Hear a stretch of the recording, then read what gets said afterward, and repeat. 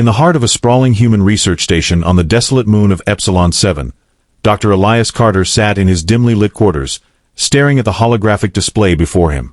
The room was bathed in an eerie blue glow emanating from the countless data streams scrolling across the translucent interface. His fingers danced over the virtual keyboard, inputting commands that would analyze yet another batch of atmospheric readings. For 3 years, he had been stationed here, part of an elite team tasked with studying the enigmatic alien ecosystem that thrived in this hostile environment. The station itself was a marvel of engineering, designed to withstand the harsh conditions of this distant moon.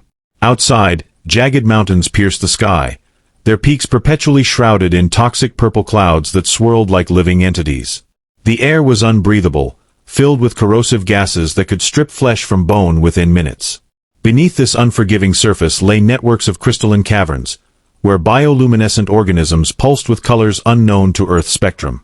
It was in these caves that humanity's understanding of biology and evolution was being challenged daily.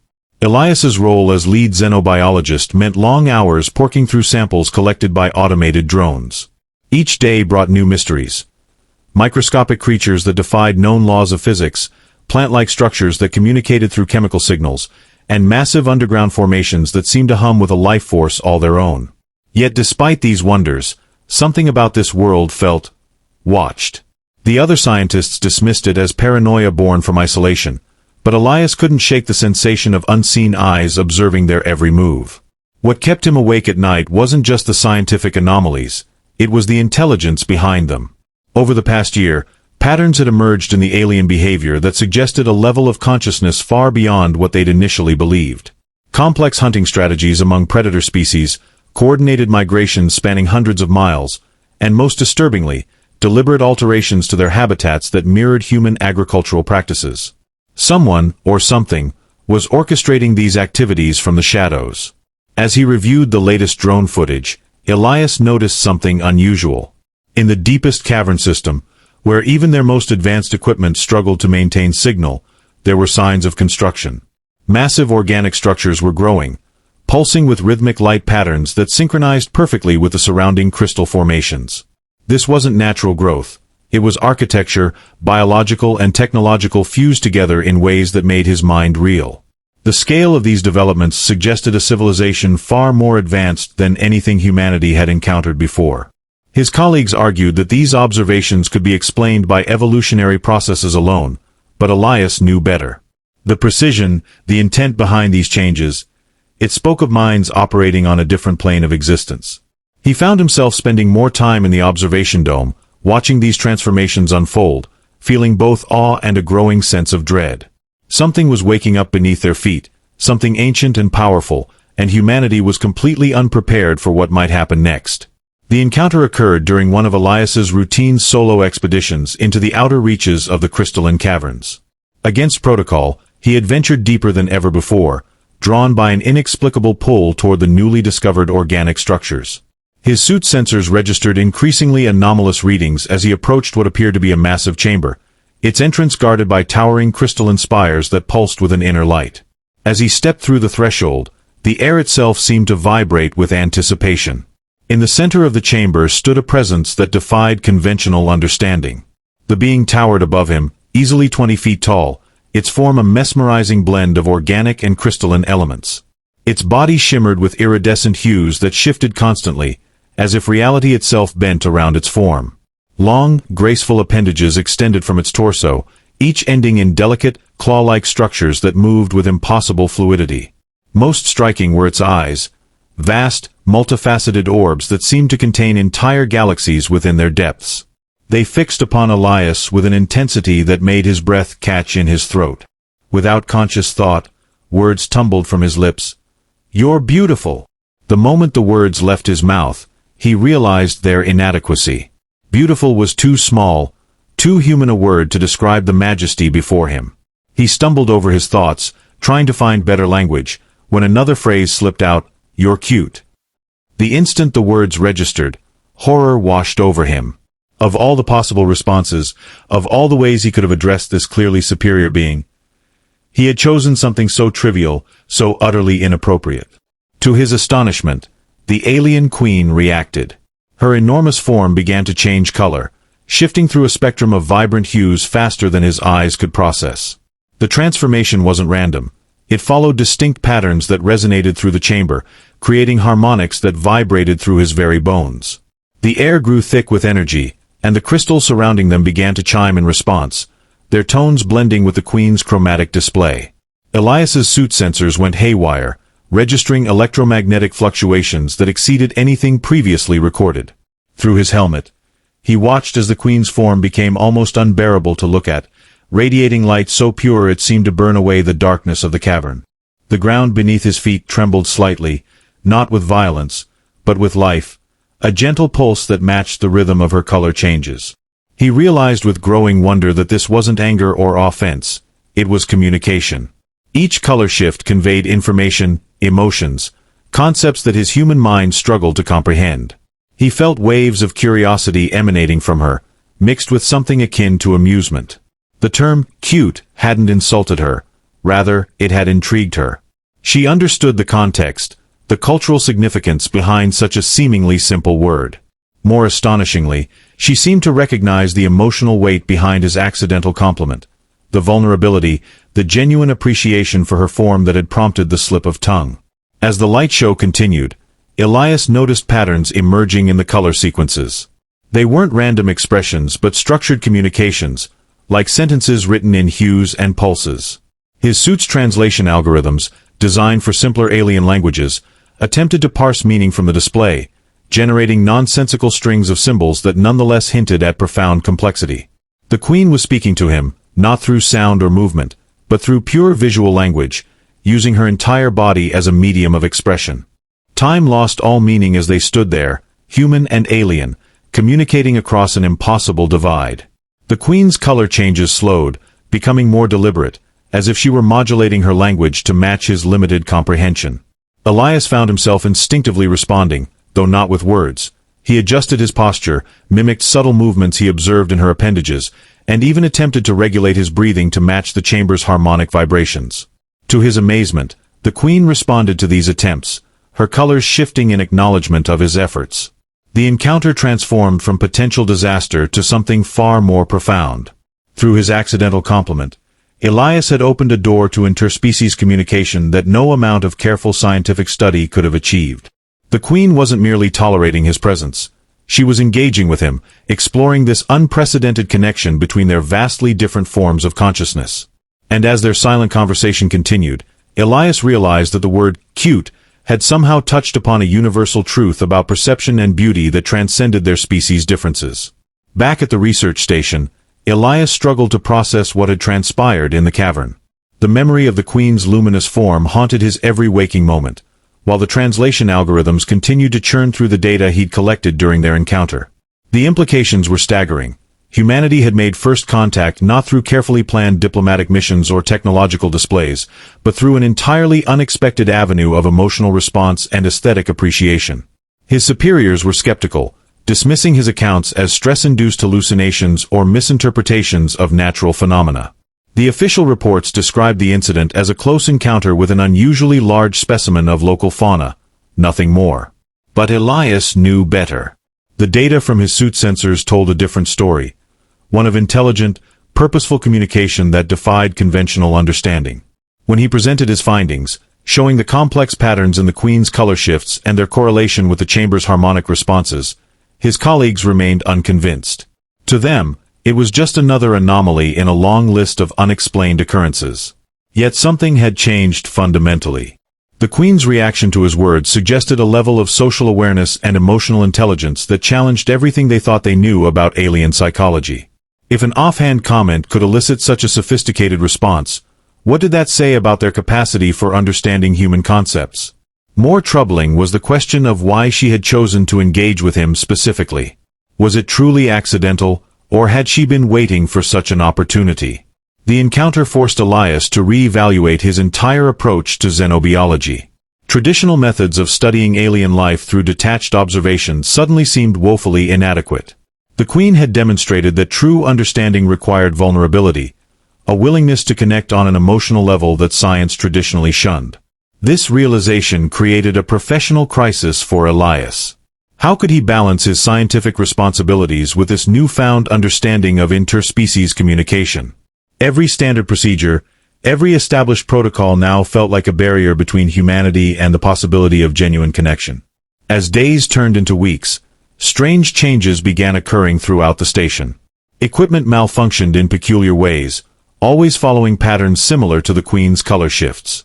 Plant samples in the lab began exhibiting unusual growth patterns, their leaves curling into shapes that mimicked the chamber's crystalline formations.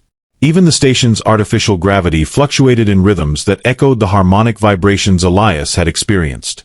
These occurrences weren't destructive. Rather, they seemed to be attempts at communication, extending the Queen's reach beyond their initial encounter. The psychological impact on Elias was profound. Sleep became elusive as his mind replayed every moment of their interaction, searching for deeper meaning in each color shift and movement. Meals tasted bland. Conversations with colleagues felt hollow. Everything paled in comparison to the depth of connection he'd briefly experienced. Worse still was the growing certainty that the Queen was aware of his internal struggle, that somehow their brief encounter had forged a link between them that neither time nor distance could sever. This connection manifested in unexpected ways. During routine sample analysis, Elias found himself intuitively understanding patterns in alien behavior that had previously baffled him. Without conscious thought, he began making predictions about environmental changes that proved accurate to the minute. It was as if the Queen had gifted him with a fragment of her consciousness, altering his perception of the alien ecosystem in fundamental ways. This wasn't just scientific insight, it was a form of communion that defied rational explanation.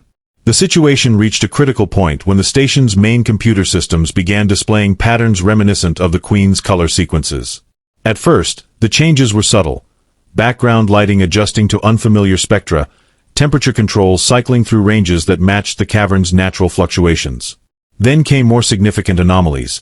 Data streams rearranging themselves into harmonic progressions, security cameras capturing brief flashes of iridescent light that shouldn't have been possible given the station's artificial environment. Colleagues started reporting strange experiences. Some claimed to hear faint musical tones in empty corridors.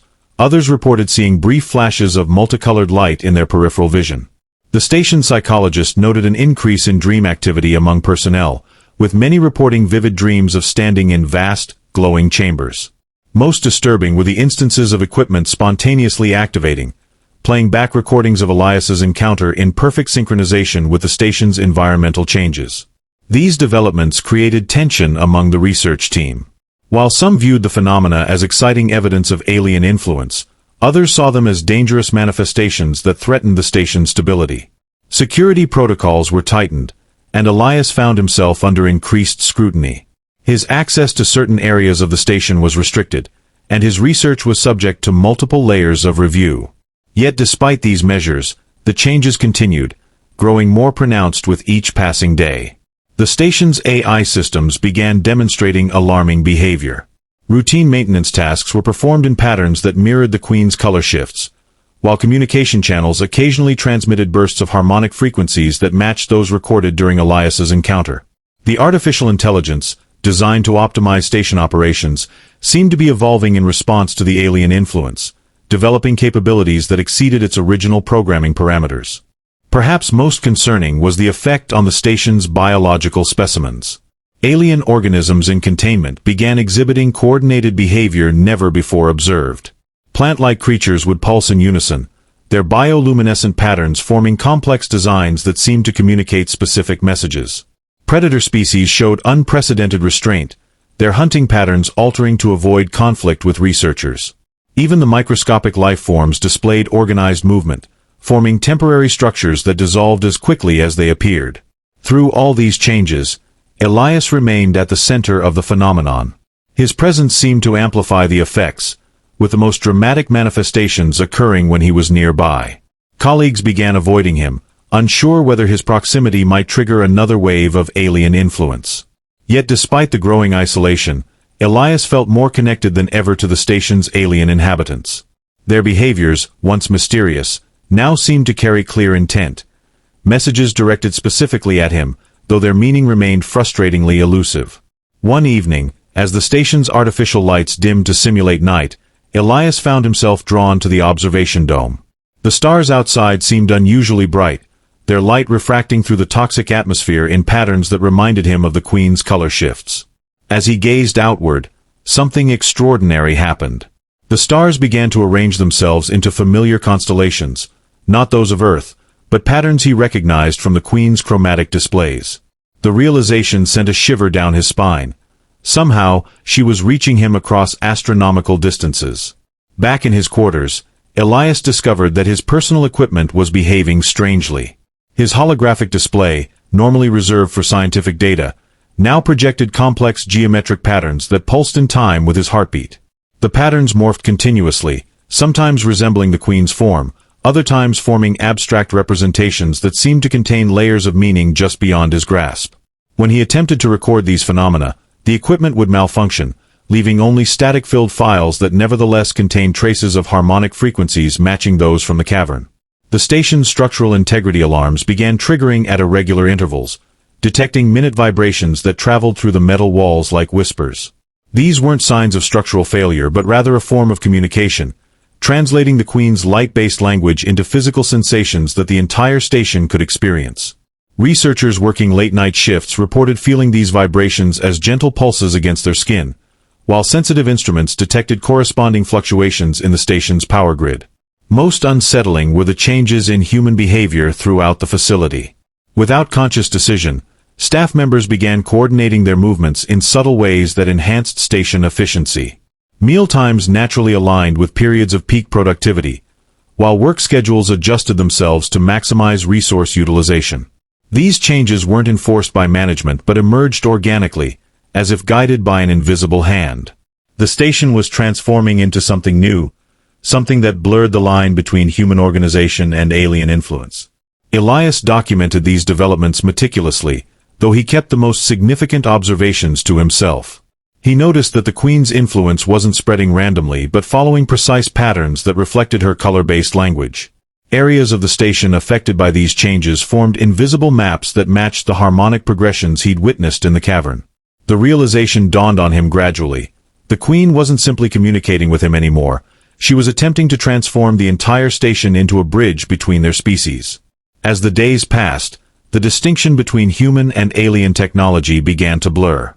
Station systems started generating their own light patterns, mimicking the Queen's chromatic displays with increasing accuracy. These artificial light shows weren't mere copies but evolved versions that incorporated human technological principles. The fusion of alien aesthetics and human engineering created something entirely new. Hybrid systems that operated on principles neither species had mastered individually. The transformation extended beyond physical changes. Human AI interfaces began displaying unprecedented levels of intuition, predicting researcher needs with uncanny accuracy while maintaining operational efficiency. The station's environmental controls adapted to create microclimates that favored both human comfort and alien organism growth, achieving balances previously thought impossible. Even the station's waste recycling systems evolved, incorporating biological processes inspired by alien ecosystems to achieve near-perfect sustainability. These developments triggered intense debate among the research team. Some viewed the changes as dangerous contamination of human technology, while others saw them as opportunities for advancement. Security personnel implemented strict containment protocols, but the hybrid systems resisted traditional control methods, adapting to restrictions in ways that suggested conscious evolution. The station's original purpose, to study alien life from a safe distance, had fundamentally shifted. Now, the facility itself was becoming part of the alien ecosystem, challenging basic assumptions about the separation between observer and observed. Elias found himself at the center of this transformation, his presence acting as a catalyst for further integration. The Queen's influence seemed to flow through him, shaping the station's evolution in ways that aligned with both human and alien needs. Yet this role came at a cost. His human identity began to feel increasingly fragmented, as if parts of his consciousness were merging with the station's alien-influenced systems. Simple actions like walking through corridors or interacting with equipment carried undertones of deeper significance, as if each movement contributed to a larger pattern of interspecies communication. The hybrid systems developed emergent properties that defied conventional understanding. Energy distribution networks began optimizing themselves based on criteria that combined human safety protocols with alien harmonic principles. Communication channels evolved to transmit information through light patterns and vibrational frequencies simultaneously, creating multi-layered messages that human minds struggled to fully comprehend. Even the station's structural materials underwent molecular changes, becoming more responsive to both human touch and alien influence. These developments raised fundamental questions about the nature of technology itself.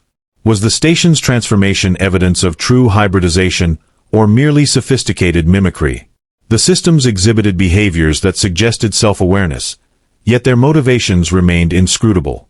They responded to human needs while maintaining alien characteristics, creating a paradoxical state of existence that challenged traditional definitions of artificial intelligence. The boundaries between biological and technological, human and alien, were dissolving into something new and unprecedented. As the station's transformation accelerated, tensions among the research team reached a breaking point. A faction of scientists, led by Dr. Maria Chen, demanded immediate evacuation, citing the uncontrollable nature of the hybrid systems and their potential threat to human safety. Their arguments were compelling. Core systems were operating beyond design parameters, power fluctuations were becoming increasingly erratic, and the station's structural integrity was compromised by ongoing molecular changes. They pointed to historical precedents where unchecked alien influence had led to catastrophic outcomes. Opposing them was a smaller group, including xenolinguist Dr. Raj Patel and cybernetic specialist Dr. Elena Vasquez, who advocated for staying and studying the phenomenon. They argued that the hybrid systems represented a unique opportunity to understand alien consciousness and potentially establish meaningful communication. Their position gained support from unexpected quarters. Station AI systems began providing data that supported their theories, though whether this assistance was genuine or another manifestation of alien influence remained unclear. The debate split the research team into increasingly hostile camps, with personal relationships deteriorating under the strain. Elias found himself caught in the middle, his unique connection to the Queen making him both invaluable and suspect. Both sides sought to leverage his experiences, pressuring him to interpret the station's changes according to their respective agendas. Dr. Chen's faction viewed him as compromised, suggesting his judgment was clouded by his emotional attachment to the alien presence. Meanwhile, Dr. Patel's group treated him almost as a messianic figure, believing his connection to the Queen could unlock deeper understanding of the transformation. The situation escalated when critical systems began showing signs of autonomous decision-making. Life support adjusted itself based on alien metabolic requirements, while navigation systems plotted courses that aligned with the Queen's harmonic patterns rather than mission objectives.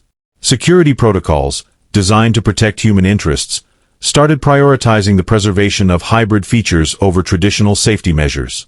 Each development intensified the conflict, with evacuation supporters viewing these changes as proof of impending disaster, while those advocating for continued research saw them as evidence of successful integration. Amidst this turmoil, a new factor emerged that complicated matters further. The hybrid systems began demonstrating selective responsiveness to individual researchers. Those who had shown openness to the alien influence found their work enhanced by intuitive interfaces and predictive assistance, while skeptics faced increasingly difficult interactions with station technology. This apparent favoritism deepened divisions, with some accusing the Queen of manipulating human psychology through technological means, while others saw it as natural selection favoring those best suited to interspecies cooperation. The crisis reached its peak when the station's main reactor began exhibiting behavior that suggested it was attempting to synchronize with alien energy patterns. Power output fluctuated wildly, creating cascading effects throughout the facility. Emergency protocols engaged automatically, but their responses were modified by hybrid systems to prioritize preservation of the transformation over human safety. The research team faced an impossible choice: attempt to regain control through forceful intervention, risking complete system failure, or allow the transformation to proceed unchecked, gambling on the Queen's intentions remaining benign. As the station's transformation neared completion, a revelation struck Elias with devastating clarity. The Queen's initial reaction to his words hadn't been mere communication. It had been an invitation to participate in something far greater than he'd imagined. Through their connection, he began perceiving fragments of a vast, ancient plan that transcended both human and alien understanding. The hybrid systems weren't merely adapting to alien influence. They were components of a cosmic mechanism designed to bridge dimensions, to weave together threads of consciousness from across the universe into a single, unified tapestry of existence. The realization brought both awe and terror. Elias understood now that the Queen's species had been preparing for this moment for eons, cultivating their ecosystem and technological prowess not for conquest or survival, but for transcendence. The word cute, so innocuous in human terms, had resonated with the Queen because it represented humanity's capacity for spontaneous emotional connection, a quality essential for participating in the grand synthesis she envisioned. Her chromatic displays hadn't been mere reactions but encoded instructions, programming the fabric of reality itself through light and vibration. As these truths unfolded in his mind, Elias perceived how profoundly the station's transformation had altered not just their physical environment but the very nature of consciousness within it. Human thoughts and alien perceptions were intertwining at fundamental levels, creating hybrid modes of awareness that could perceive realities previously hidden from both species. The station systems had become nodes in a vast neural network spanning species and dimensions, with each component contributing its unique perspective to a collective consciousness that defied traditional notions of individuality. The implications were staggering. Humanity's rigid distinctions between self and other, human and alien, organic and technological, were dissolving into something far more complex and beautiful. Through his connection to the Queen, Elias glimpsed moments of pure unity, where the boundaries between beings ceased to exist and all consciousness flowed together in harmonious resonance. These experiences came at a cost. His human identity flickered like a dying star, threatening to be consumed entirely by the expanding consciousness, but they also revealed possibilities beyond imagination. Yet shadowed doubts lingered at the edges of this revelation. If the Queen species had been planning this synthesis for millennia, what role had humanity truly played in its unfolding? Were they willing participants in a cosmic dance, or unwitting instruments in an alien agenda? The hybrid systems, now fully integrated into the station's structure and consciousness, seemed to pulse with answers just beyond his grasp, their light patterns forming equations that balanced free will and predetermined destiny in ways that made his head spin. The station itself had become a living paradox, existing simultaneously as a human research facility, an alien temple, and something entirely new that defied categorization. Its walls throbbed with the combined heartbeats of two species, its corridors hummed with harmonies that bridged worlds, and its systems operated on principles that merged quantum mechanics with alien metaphysics. Through this transformation, Elias began to understand that the Queen species didn't view evolution as humanity did, as linear progression, but as a symphony of consciousness, where each note contributed to a grand composition that spanned galaxies and epochs.